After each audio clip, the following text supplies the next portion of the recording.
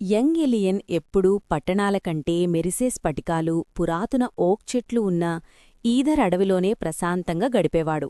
ఒక మధ్యాహ్నం అతనొక పెద్ద తోరణం దగ్గర నిలబడి ఉండగా గాలి ఒక్కసారిగా మెరిసిపోయింది. చిన్న చిన్న అడవి దేవతలు, స్ప్రైట్స్ అతని చుట్టూ నాట్యం చేస్తూ గంటల సవ్వళిలాంటి నవ్వులతో ఏదో గుసగుసలాడాయి. ఎలియన్ ఆ తోరణం ముందు నిలబడి ఉండగా మిలీ అనే పేరున్న ఒక చిన్న దేవత అతని ముక్కు చివరన వచ్చి వాలింది. మిలీ నవ్వుతూ, ఎలియన్, చూస్తూనే ఉండిపోతావా? మేఘాలకోట మన కళ్లముందే దూరంగా వెళ్ళిపోతోంది. ఎలియన్ కొంచెం కంగారుగా, కానీ మిలీ, నేను అక్కడి వరకు ఎలా వెళ్లగలను? నాకు రెక్కల్లేవు కదా, మరి అంత ఎత్తులో ఉన్న కోటను ఎలా చేరుకోను?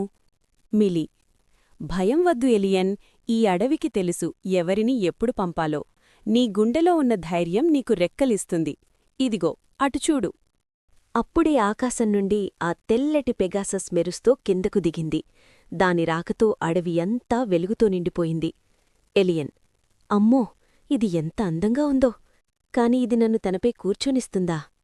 మరో దేవత, ఖచ్చితంగా ఇది నీకోసం వచ్చిన మేఘాల వాహనం. నువ్వు ఆ తెల్లటి జెండాను పట్టుకో, అది శాంతికి గుర్తు. నువ్వు సిద్ధంగా ఉంటే ఆకాశం నీకు దారి చూపిస్తుంది. ఎలియన్ నిశ్చయంగా, సరే, నేను సిద్ధం. అడవి నన్ను నమ్మినప్పుడు నేను వెనకడుగు వేయను.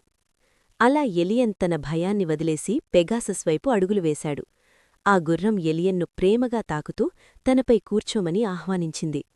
ఎలియన్ తనపై ఉన్న అలంకరించిన జీనుమీద కూర్చున్నప్పుడు అతనిలో కొత్త ధైర్యం కలిగింది.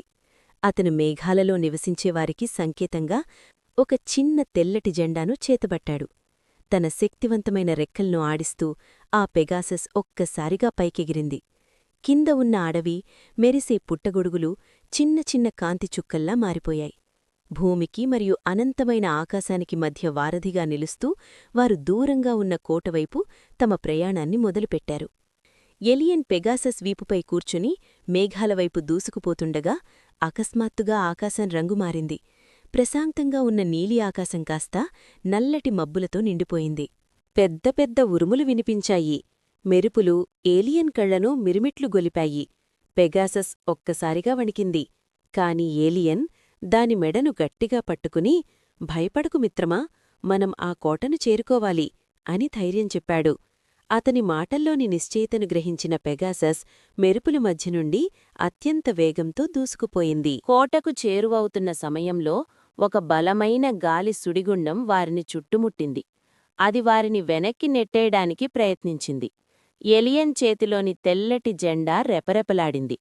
అప్పుడు ఎలియన్ ఒక ఉపాయం ఆలోచించాడు. అడవి దేవతలిచ్చిన ఒక చిన్న మెరిసే స్ఫటికాన్ని తీసి ఆకాశంలోకి ఎత్తాడు. ఆ స్ఫటికం నుండి వెలువడిన కాంతి ఆ సుడిగుండాన్ని చీల్చుకుంటూ వారికి దారి చూపింది. కోట ద్వారం దగ్గరకు రాగానే దట్టమైన మంచుతెరలు అడ్డుగా నిలిచాయి.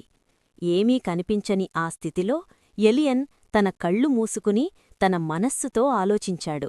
అడవి అందించిన ఆత్మీయతను గుర్తుచేసుకున్నాడు. వెంటనే పెగాసెస్ రెక్కల నుండి వెచ్చని గాలి వీచింది. ఆ వేడికి మంచంతా కరిగిపోయింది. చివరికి మేఘాల మధ్య ఉన్న ఆ అద్భుతమైన కోటద్వారం వారి ముందు ప్రత్యక్షమైంది. ఎలియన్ తన జెండాను గాలిలో ఊపుతూ విజయవంతంగా కోట ఆవరణలో అడుగుపెట్టాడు. రాజ్యపు సమస్య. ఎలియన్ పెగాసెస్ నుండి కిందకు దిగగానే ఆ కోట ఎంత నిశ్శబ్దంగా ఉందో గమనించాడు. అక్కడ ఉన్న ప్రతీదీ, పూలతోటల నుండి పలకల వరకు అన్నీ మంచులా గడ్డకట్టుకుపోయి ఉన్నాయి. ఆ రాజ్యంలోని ప్రజలు కూడా ఒక రకమైన గాఢ నిద్రలో ఉన్నట్లు కనిపించారు. కోట మధ్యలో ఉన్న ఒక పెద్ద స్ఫటిక సింహాసనం దగ్గరకు ఎలియన్ వెళ్లాడు. అక్కడ ఉన్న ప్రధాన స్ఫటికం తన కాంతిని కోల్పోయి నల్లగా మారిపోయింది. అందుకే ఆ రాజ్యం దారితప్పి అడవికి దూరంగా కొట్టుకుపోతోందని ఎలియన్ అర్థం చేసుకున్నాడు. ఆ స్ఫటికానికి మళ్లీ ప్రాణం పొయ్యాలంటే అడవిలోని స్వచ్ఛమైన ప్రేమ మరియు ధైర్యం అవసరం. ఎలియన్ అద్భుతం. ఏలియన్ తన జేబులో ఉన్న ఈథర్ అడవిమట్టిని, తన ప్రయాణంలో తోడైన పెగసస్ రెక్కల్నుండి రాలిన ఒక తెల్లటి ఈకను ఆ నల్లని స్ఫటికంపై ఉంచాడు. అతను కళ్ళు మూసుకుని తన ఊపిరిని ఆ స్ఫటికంపైకి వదిలాడు. ఒక్క క్షణం నిశ్శబ్దం. ఆ తర్వాత అకస్మాత్తుగా ఒక మెరుపులాంటి కాంతి కోట అంతా వ్యాపించింది. నల్లగా ఉన్న స్ఫటికం మళ్లీ నీలిరంగులో మెరిసిపోయింది. గడ్డకట్టుకుపోయిన పూలు వికసించాయి. పక్షులు పాడటం మొదలుపెట్టాయి. రాజ్యంలోని ప్రజలు మేల్కొని తమను కాపాడిన ఆ చిన్న బాలుడిని చూసి ఆశ్చర్యపోయారు. ఆ రాజ్యం మళ్లీ తన పాతదారిలోకి వచ్చి అడవికి పైన ఆకాశంలో స్థిరంగా నిలబడింది. రాజ్యపురాణి ఎలియన్కు కృతజ్ఞత తెలిపి అతనికొక చిన్న బంగారు నక్షత్రాన్ని బహుమతిగా ఇచ్చింది. ఎలియన్ మళ్లీ పెగసిస్ ఎక్కి అడవికి తిరిగొచ్చాడు. అడవి దేవతలు అతనికి ఘన స్వాగతం పలికాయి. అప్పట్నుండి ఎలియన్ కేవలం అడవి బాలుడు మాత్రమే కాదు, ఆకాశ సంరక్షకుడుగా పేరుగాంచాడు.